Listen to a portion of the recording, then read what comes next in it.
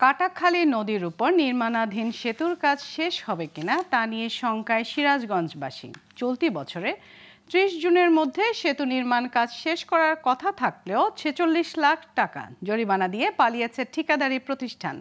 তাই গুরুত্বপূর্ণ এই সেতুটির কাজ শেষ না হওয়ায় দুর্ভোগে দিন কাটছে ৩০ গ্রামের বাসিন্দাদের। এদিকে পানি উন্নয়ন বোর্ডের নির্বাহী প্রকৌশলী বলছেন ২০২৬ সালের নতুন করে প্রস্তাবনা পাঠিয়ে প্রকল্পের কাজ শেষ করা হবে। সিরাজগঞ্জ থেকে আশরাফুল ইসলামের তথ্য ও চিত্রে ডেস্ক রিপোর্ট।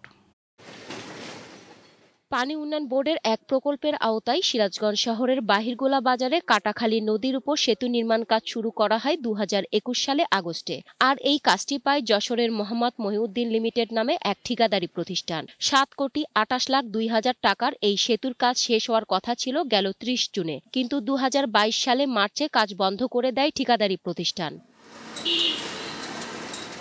এলাকাবাসীর অভিযোগ, সময়মতো সেতু তৈরির কাজ শেষ না হওয়ায় দুর্ভোগের শিকার হচ্ছে এই এলাকার ৩০ গ্রামের মানুষ। এই ব্রিজে আপনার না হলো ৩০-৩৫টা গ্রাম আছে, ওই গ্রামের লোক এখান থেকে পার হয়, প্রতিদিন যাতায়াত করে। এই ব্রিজের কারণে মানুষ খুব কষ্ট।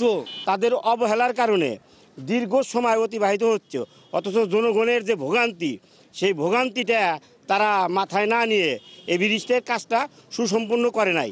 এদিকে দীর্ঘদিন কাজ বন্ধ থাকায় চুরি হয়ে যাচ্ছে রড সহ বিভিন্ন নির্মাণ সামগ্রী। তাই শিগগির কাজ শেষ করার দাবি এলাকাবাসীর। পাইপ, রড, বালি এবং ব্রিজ তৈরিতে যেগুলো কাঠ বা বাঁশ লাগে সেগুলো চুরি হয়ে যাচ্ছে। আমি কার কাছে যাবো?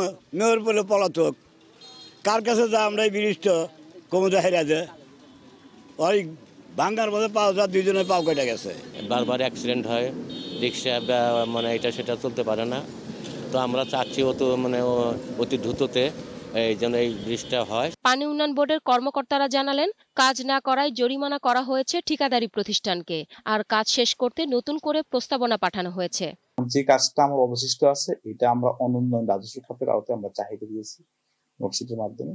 আমরা এই কাজটা যদি আমরা অনুন্নয়ন রাজস্ব খাত থেকে টাকা পাই তাহলে আমরা ওই বাকি অংশটুকু আমরা কেন্দ্র করে ঠিকাদার নিয়োগ করে কাজটা। সংশ্লিষ্ট প্রশাসন শিগগির সেতুটি তৈরি করে স্থানীয়দের দুর্ভোগ নিরসন করবে, এমনটাই প্রত্যাশা এলাকাবাসীর।